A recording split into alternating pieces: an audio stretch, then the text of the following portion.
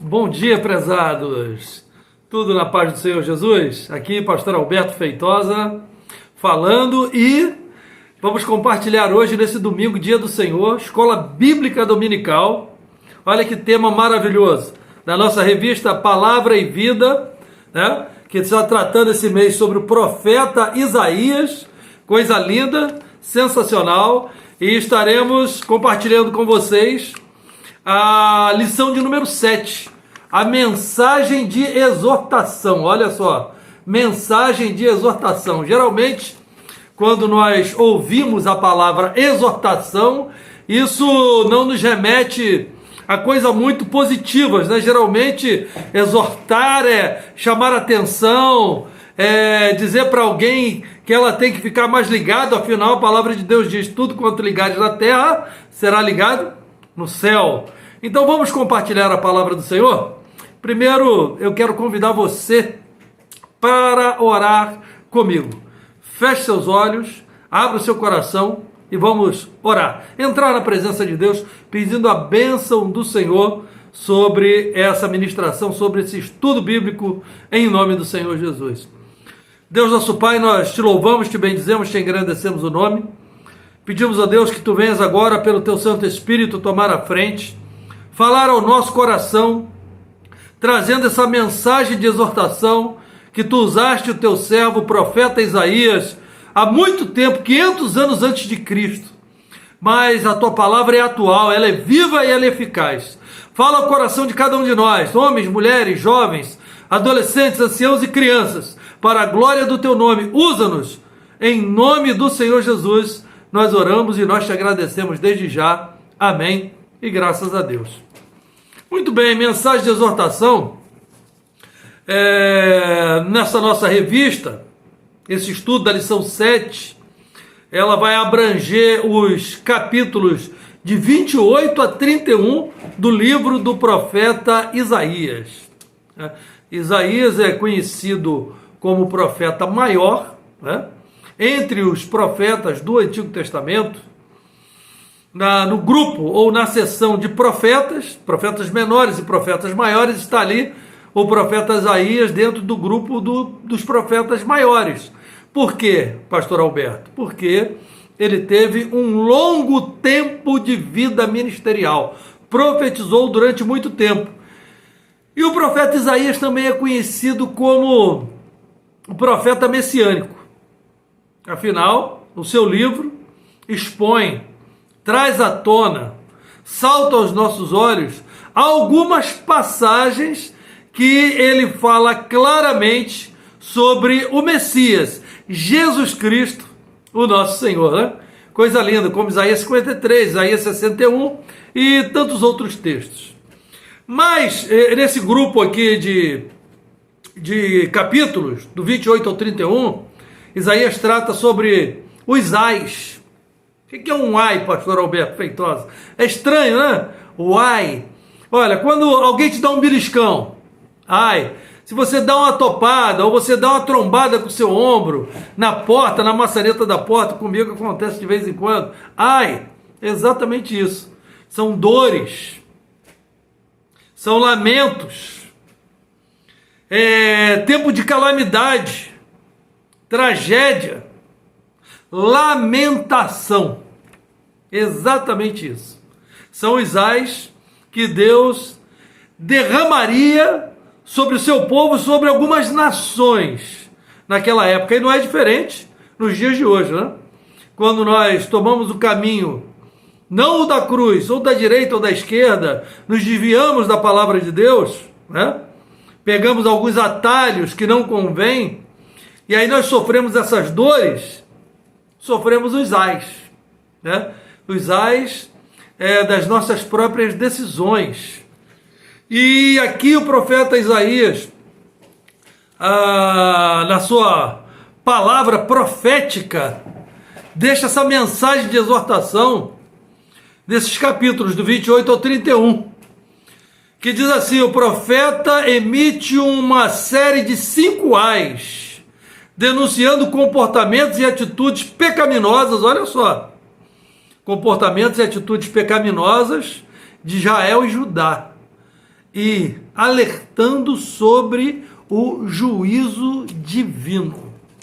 Alertando sobre o juízo divino. Israel e Judá, naquela época, meus prezados irmãos e irmãs, ouvintes da palavra de Deus, o povo estava dividido. Israel havia se dividido em duas nações. No norte ficava Israel, tendo como capital Samaria.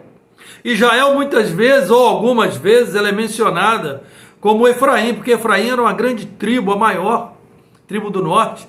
E em alguns casos existem algumas citações que chamam Israel de Efraim, ou citam Efraim, mas se referindo diretamente a Israel, só para você entender. Então lá no norte estava Israel, tendo como capital Samaria, e aqui embaixo, no sul, estava exatamente Judá, tendo como capital Jerusalém. Então existia um reino do norte e o reino do sul, com reis no norte e reis no sul, e cada um com os seus desvios, com as suas dores, com as suas lamentações, com as suas tragédias, com os seus ais, com os seus pecados. Olha que coisa tremenda, né? Isso aconteceu, esses ais foram derramados, porque na realidade os reis, tanto de Israel quanto de Judá, eles não tiveram uma política externa que seria capaz de salvá-los. Uma política no sentido de falar sobre política abrangendo tudo, né? Todo o seio social, as pessoas, as castas, né? Os seus governantes, o povo, aquelas pessoas que trabalhavam no campo, os religiosos. A religião era muito, muito, muito importante para Israel, tanto quanto para Judá. E quando o povo ele se afastava de Deus, a política aplicada nesses termos era uma política complicada. Era uma política que vinha realmente trazer coisas nocivas. Ela não vinha agregar nada de positivo. Quando os governantes se desviavam, se afastavam de Deus, e automaticamente o povo seguia os seus governantes, a política aplicada levava a uma tragédia nacional de quando em vez. Olha que coisa terrível, né? E Deus está vendo tudo. Deus sabe quando ele é colocado de lado. Deus sabia quando era colocado de lado por Israel e por Judá, e Deus sabe hoje quando ele é colocado em segundo plano, e às vezes até em terceiro plano, por cada um de nós, por cada país, estados, por cada governante, por cada igreja. Deus conhece as nossas particularidades, e Deus conhece também aquilo que mora no nosso coração. Quando nós estamos sendo dedicados, quando nós estamos sendo realmente fiéis, sinceros, ao estar em sua presença e abraçar o evangelho, que é a boa nova, de uma forma total. Então vamos lá. O capítulo 28 começa com um ai contra os líderes de Efraim, ou seja, Israel, que estavam orgulhosos e embriagados, e não somente embriagados no orgulho, mas embriagados de fato de verdade. Nós sabemos, eu creio que você sabe, se você não sabe já ouviu falar, se não está ouvindo agora, que naquela época a cultura da vinha, né, de plantar uvas, era muito abrangente, era muito grande. E o povo estava naquela época muito orgulhoso e se embebedando de fato de verdade, literalmente, se embebedando demais, não somente com o seu orgulho, com a sua prepotência, com a sua arrogância, achando que poderia resolver tudo. De forma bélica, né, de forma belicosa, na guerra, na luta, que Deus perdoaria todas as suas dificuldades, as suas mazelas, os seus pecados, e eles estavam bebendo, se embriagando e automaticamente se afastando cada vez mais de Deus Todo-Poderoso. E Deus era o centro da nação, o centro de todas as coisas. E quando isso começou a acontecer, Deus chama o profeta Isaías e ele propõe essa série de ais que seriam derramados sobre seu povo e sobre algumas nações circunvizinhas também, olha só. E é bem verdade, eu costumo sempre dizer isso, todas as vezes que nós erramos, que nós pecamos, que nós cometemos ações graves contra Deus, decisões erradas, que vêm realmente sangrar o coração de Deus e do próprio Santo Espírito, pessoas que orbitam ao nosso redor, elas também sofrem, elas também são atingidas. Isso é fato, isso é vero.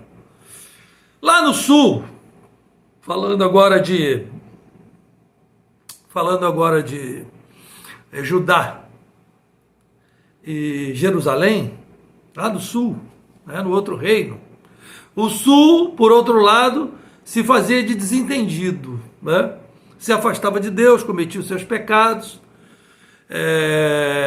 fazia as suas alianças com nações estrangeiras e se fazia de desentendido, olha só. Não levavam a sério o discurso do juízo, mesmo sendo proclamado por um homem de Deus, o profeta Isaías, uma pessoa séria. E o profeta Isaías, ele tinha uma particularidade. Qual era, pastor Alberto? O profeta Isaías, ele era um cara da corte. Ele era da burguesia. Ele não foi um profeta que Deus levantou no meio do povo, do povão, tirou lá do campo, da família pobre, paupérrima, não. O profeta Isaías era um homem que Deus tirou da corte, da burguesia. Ele tinha entrada livre no meio da burguesia, no meio das lideranças, do governo, dos reis. Olha só que coisa tremenda, né? E muitas vezes, evidentemente que Deus, ele atua e levanta todas as pessoas, a sua maioria das vezes, pessoas das classes mais pobres, mas Deus também levanta pessoas entre os poderosos. E essas pessoas, elas têm entrada. Vamos dar aqui um exemplo para você entender melhor. Existem esses CEOs, né? Essas pessoas que comandam essas grandes empresas espalhadas pelo mundo. Né?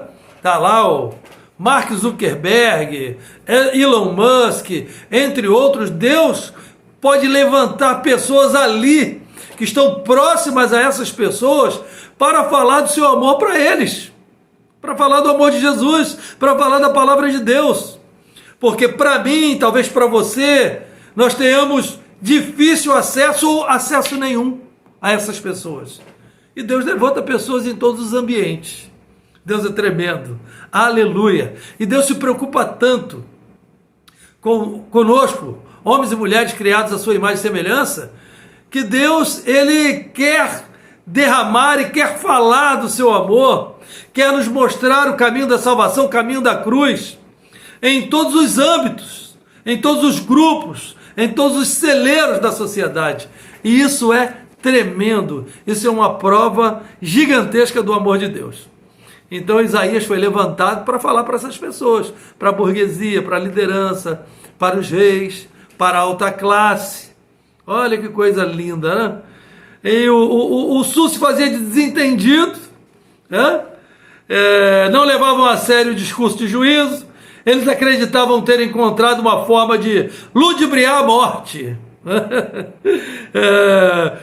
Como? Por meio das alianças estrangeiras. Ou seja, lá no sul, o que eles estavam fazendo? Os reis do sul, eles estavam pegando algumas nações estrangeiras que eram fortes, né? Fortes na guerra, fortes no comércio, né? E ampliando as suas relações exteriores, né? Usando de diplomacia e fazendo alianças com essas nações para quê? Para que quando alguma outra nação fora daquele círculo de amizade política, aliança política que ele já tinha, se alguma a nação se levantasse, ele convocaria, pediria ajuda para que aquelas nações aliadas a Judá combatessem o inimigo que se levantou. Então estava tentando ludibriar a morte, mas se esquecendo do essencial. Além do mais importante, do essencial, colocar a nação no centro da vontade de Deus. Vocês entenderam, perceberam? Então olha lá no norte, as pessoas estavam muito arrogantes e se embebedando tremendamente. Lá no sul, as pessoas estavam achando que estou enganando a morte, não vai acontecer nada. Por quê?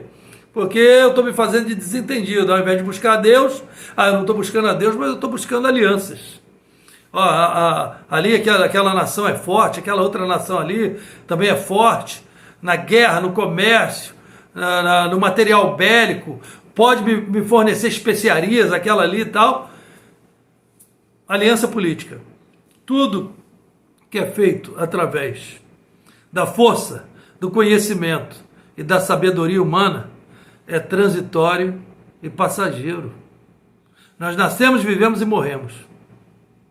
É melhor nós cumprirmos aquilo que diz a palavra do Senhor lá no Salmo 37, versículo 5.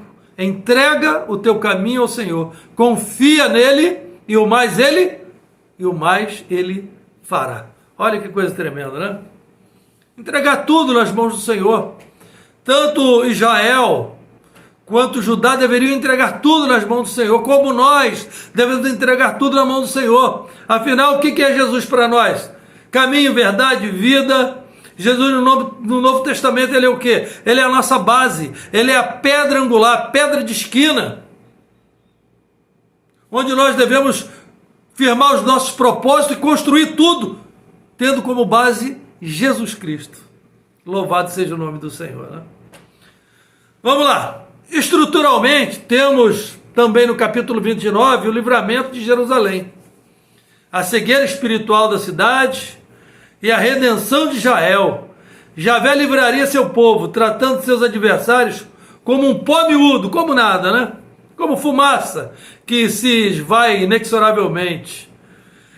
O anjo do Senhor tirou a vida de 185 mil pessoas, soldados assírios, né? Em uma única noite libertou Jerusalém da ameaça assíria. Foi assim que o exército assírio se tornou em pó. O exército assírio se tornou em pó, ou seja, tornou-se inútil, aniquilado.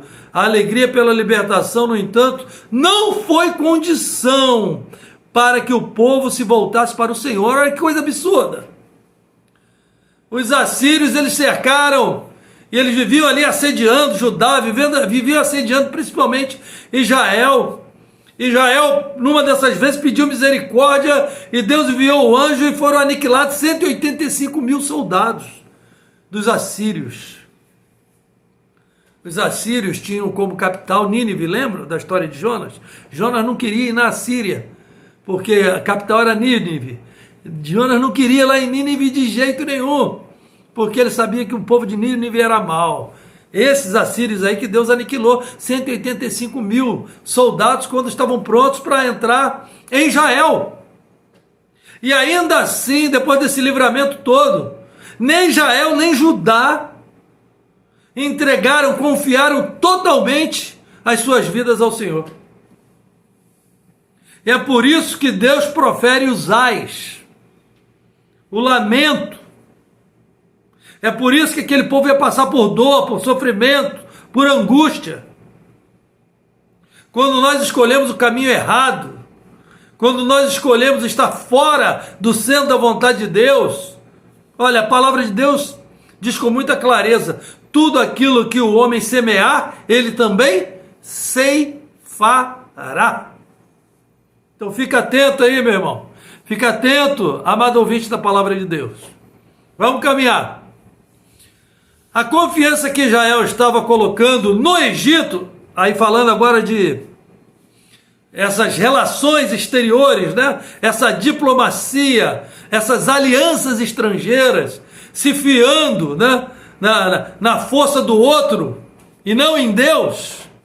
Quando eu me fio na minha própria força e quando eu confio na força do outro para resolver os meus problemas e não em Deus, em princípio, em alguns casos, no início, pode até ter aparência que está dando certo, mas depois vai dar errado.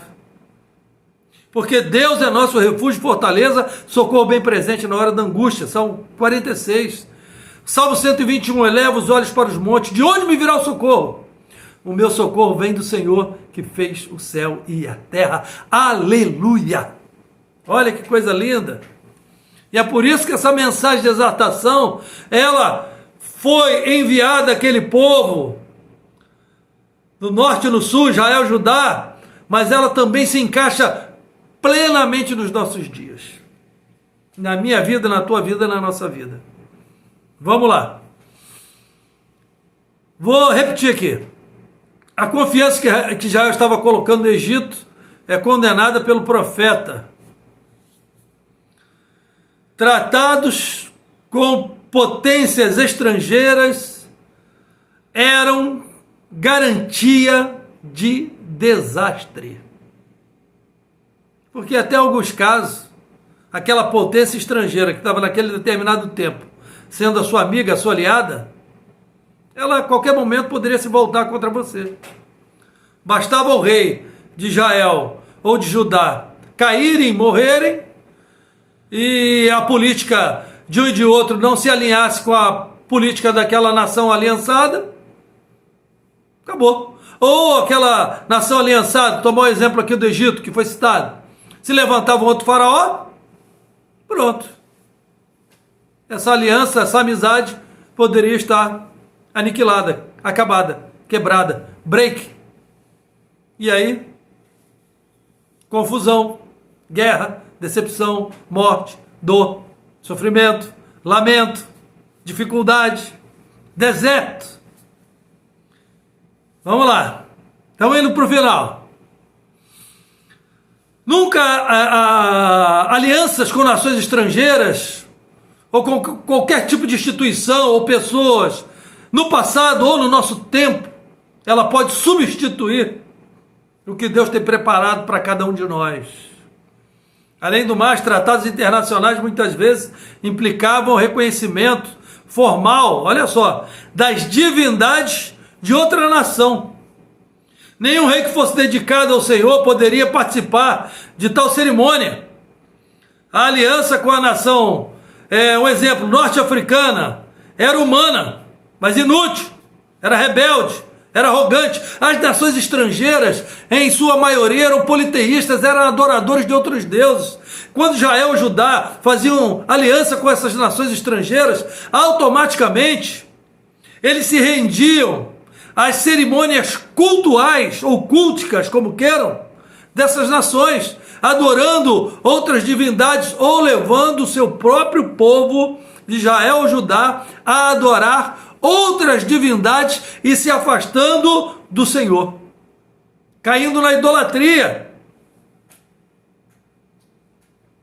caindo completamente na idolatria. E a idolatria e a feitiçaria são para o Senhor abominação. Então, muito cuidado, meu irmão, muito cuidado, minha irmã, muito cuidado, amado ouvinte da palavra de Deus, com o que você se envolve, com quem você faz aliança. Porque se você faz aliança com uma instituição ou com uma pessoa, que ela está te afastando ou se desviando, como se fala comumente, do Senhor, olha, você está indo para um caminho errado. Como diz a própria palavra de Deus, é caminho que ao homem parece ser bom, mas no final são caminhos de morte. Olha que coisa terrível, né? Ainda assim, o Senhor sempre está disposto a abençoar aqueles que retornam para Ele. Isso é um fato. Os ais registrados em Isaías, do 28 ao 31, nos alertam sobre o fato de que Deus tudo vê em todo o tempo e tudo sabe em todo o tempo.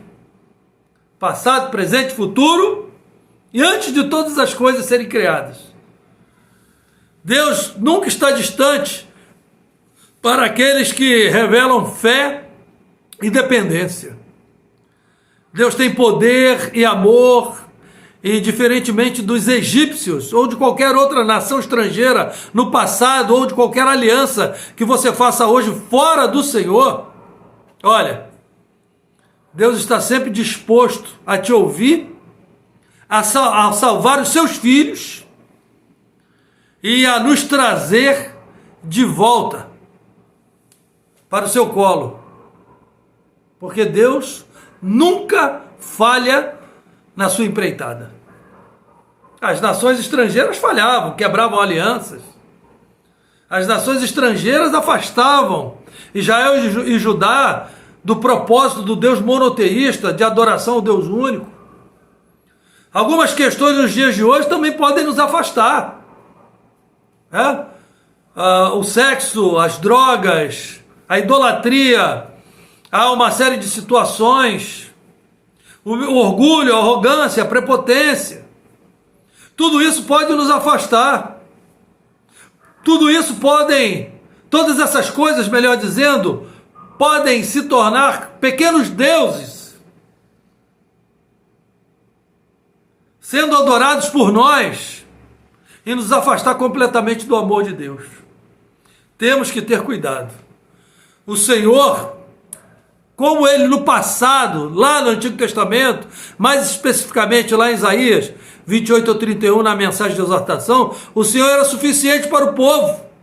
Como o Senhor nos dias de hoje, no nosso tempo, é suficiente para mim, para você e para todo aquele e aquela que nele crê.